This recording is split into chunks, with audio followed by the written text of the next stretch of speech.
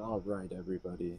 So, welcome. I'm going to be playing this map.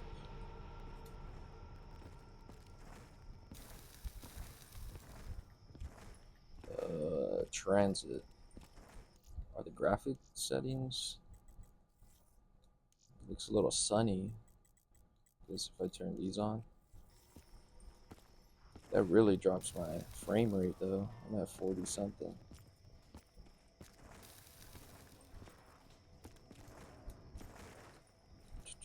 Let me see. Let me turn it off because I'm not liking that. It's not much better. Whatever. I'll play like this. All right. Never mind. Guess it is better.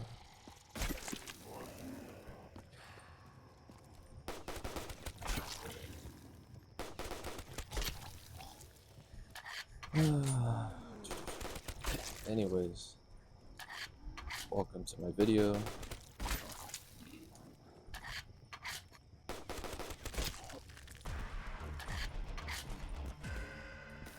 Playing this map, just kind of thinking about this, the fact that it's a remaster and it's reworking with the old map and everything, um, with slight, changes. Like this area is not available in the old one. This room is right here, and yeah, I guess yeah, that room is right here. This room didn't exist in the original. I wouldn't be able to open this door in the original either. The bowling alley and stuff. The bowling alley is there in Black Ops 2, but it's not part of the map.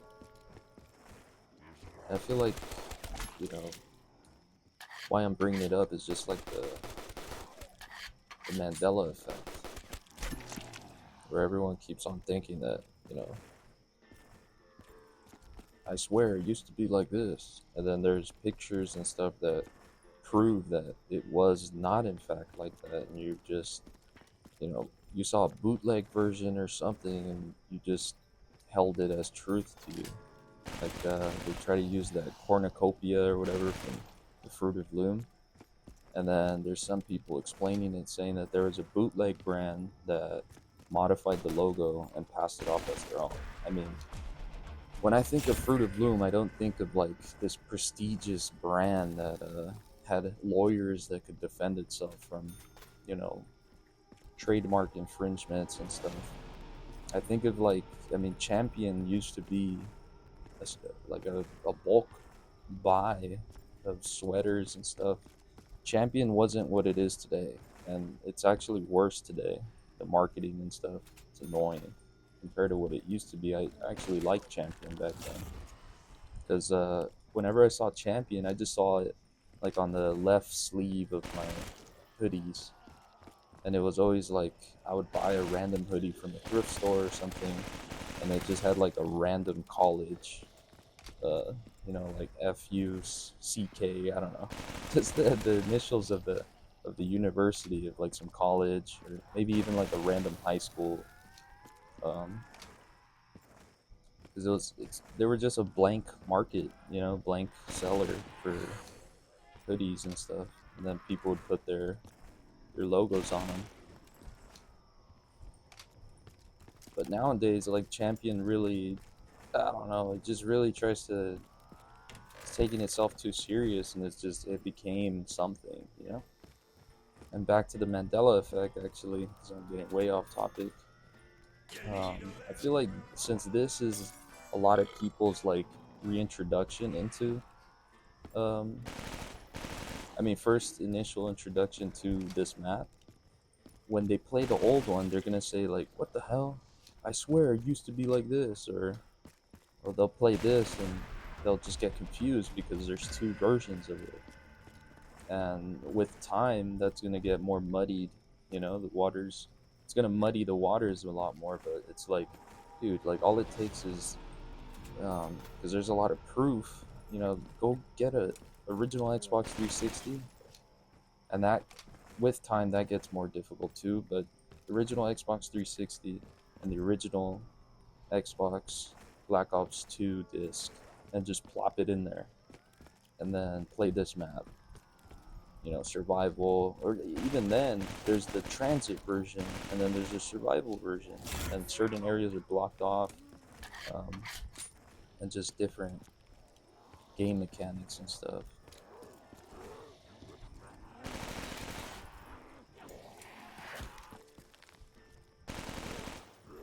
I mean, the one that I know that pissed me off, where I was like, dude, that is not an example. And if you use that as an example, is the Raisin Bran. Everyone keeps claiming that the Raisin Bran sun, the logo, had glasses on it. He's the sun. Why would he need glasses? And you want to know what I found out where that misconception came from? It came from Family Guy. Family Guy had some sort of cutaway skit or something where the sun was holding the spoons with raisins from the logo, and he dropped them, and it crushed entire cars because the sun was huge, and so the raisins were huge, and it landed on somebody's car or something. And the sun, in order to avoid copyright and stuff, had glasses on it. So, I mean, it was a parody of Raisin Bran. And I still have people, you know, saying, "Oh, you don't know nothing. You were a fucking little kid." I mean, yeah, my memory worked. You know, memory works in funny ways for everyone. Like, they should be able to accept that they messed up on that part, because they didn't get that one right, and that's without a doubt. Because I found the source of where the confusion came from. It's fucking Family Guy, dude. I mean, there's so many quirks and references and GTA stuff, satire, that muddies the waters of everyone's memories. And like, everybody gets old, you know. Like, right now, where I'm at in life, I'm sure of everything that I'm experiencing, and I can remember things that I experienced in the past. And then when there's little things that aren't important, like Fruit of Loom, I don't care, you know, or Aunt Jemima, or Stouffer's, just that turkey stuffing. There was some argument about, you know, I feel like there was an episode of Nathan For You or something where they talked about it. And even then, that's a misconception right there that's coming up. Because what if there wasn't an episode of Nathan For You? He's not the, you know, the monotone comedian that made that joke. And then someone else finds the real one that did it, and I already, you know, caused everyone else to question their reality, thinking that it was Nathan Fielder that did that. But it was, you know, it was another comedian.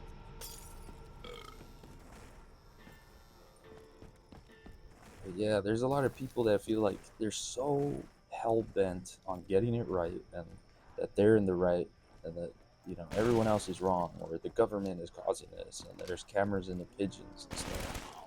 And it's uh, like, dude, I know that there's just no arguing with certain people when it comes to those things, because then, you know, if you have that much confidence that the government or whatever is so capable of organizing that stuff,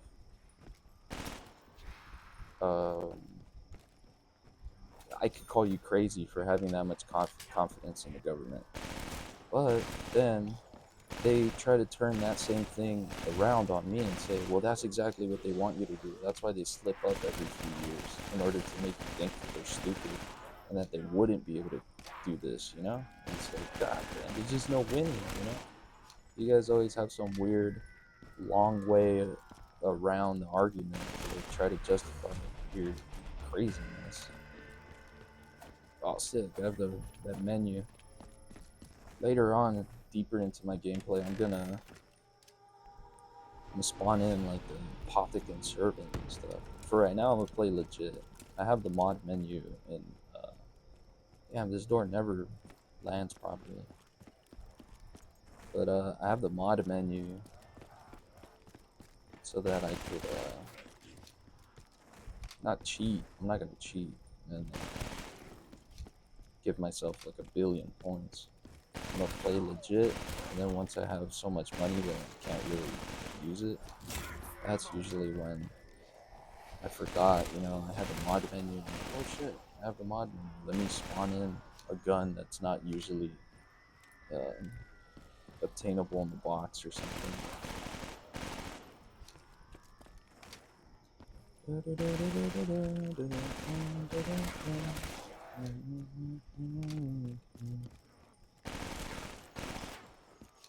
Damn, dude, I feel like I need two phones when I'm recording this stuff. One to like maybe play music in the background, like very quietly. Because when it comes to these YouTube videos that I make, like I'm not making any money off of them. I don't have, 1,000 subscribers or anything. So if there's any, AdSense revenue, this, that gets, I get in trouble for copyright. In trouble for what? I mean, I don't make any money off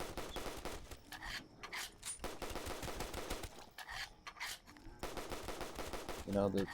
The main thing right now is just kind of just get in the flow, just make the video, you know?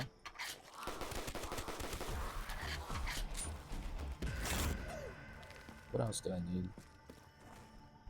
These first 4 perks are the ones I always get. Oh, I know. I'm glad I kept the pistol. Now it reminds me. There's actually PhD in this one. This modded version. Because PhD isn't available in the original, so when you pack a punch Mustang and Sally, you know, oh shit. When you pack a punch Mustang and Sally, you run a lot more risk. I'm pretty sure when I played the original, I did.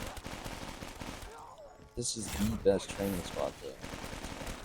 It's a little hard to kind of Nelson Mandela confuse yourself with this one because there's absolutely no way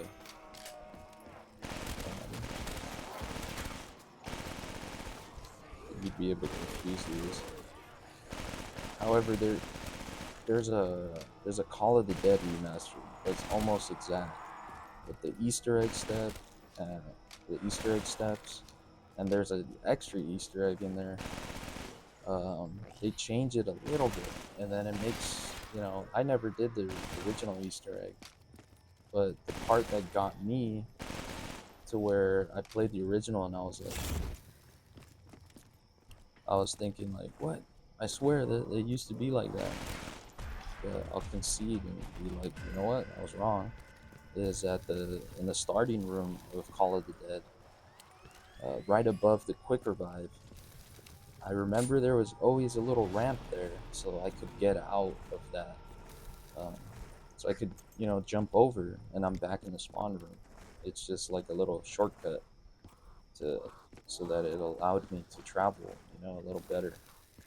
But I feel like in the old one, it used to be there too, but now I'm feeling like I'm crazy or something. And maybe a little thing that'll cement it even more is if that isn't available in Tagged or Totem. I mean, I never played that map, dude. I probably tried, I opened it, and anytime I try to play those maps and those, whatever, I always try to play, go in blind without having watched a tutorial on how to do whatever, so that I can try to have fun. I think the best way to put it is I always try to have the Kino or Totem approach, where you turn on the power, you turn on the power, or you figure out how to pack a punch, and that's it. Like that's enough to kind of find a training spot and go survive. At least to around 20, 30 or something. But what really lost me with the newer games is when I got to the point, or when the maps got to a point where if you don't have like prior knowledge and like just follow the the first 10 steps of the Easter egg that are very tedious and annoying, or if they make the Pack-a-Punch quest a little too annoying, then that I feel like is valid to be called like a bad map or something, because it's annoying. You know, it's like not fair. If you have to go out of your way just a little bit, you know, kind of like with Classified, or I don't even know what else. Maybe Buried, where you have to go through the witch's house in order to get to the maze, and then that, like, that's okay, because at that point, you know, if you're really struggling, um, you can save a zombie and travel to the other side. You know, save one zombie and just figure your way out through the maze and stuff, and you know, you don't have to struggle as much as with these newer maps where you have to do these lock-in challenges where you're, you know, closed and locked inside of a fucking, you know, the warden's office or something in order to get the magma gat, and then you have to run across the whole damn map, and it's like, bro, from one, literally from one point of the map all the way to the beginning and shit, like, come on. And you expect us to be, you know, to not complain? Because it's like, dude, you guys are making like, these quests a drag, you know? That's the annoying part.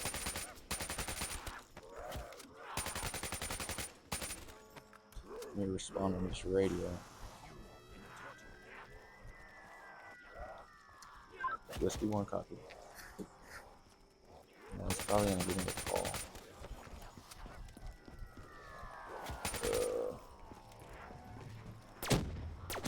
Okay, yeah.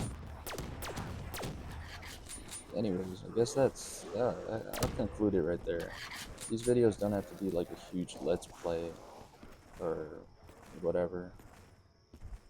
Round 11, I mean, I feel like most commentary videos, they're so chopped up and stuff that you don't even really notice the flow of the video. But a 10-minute video is probably good. Just speaking about, you know, a topic. But I guess I'll cut it here. Sick. Actually, let me pack a punch this thing and then cut it.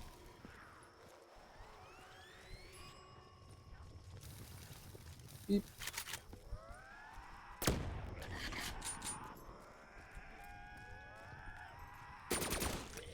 Shit.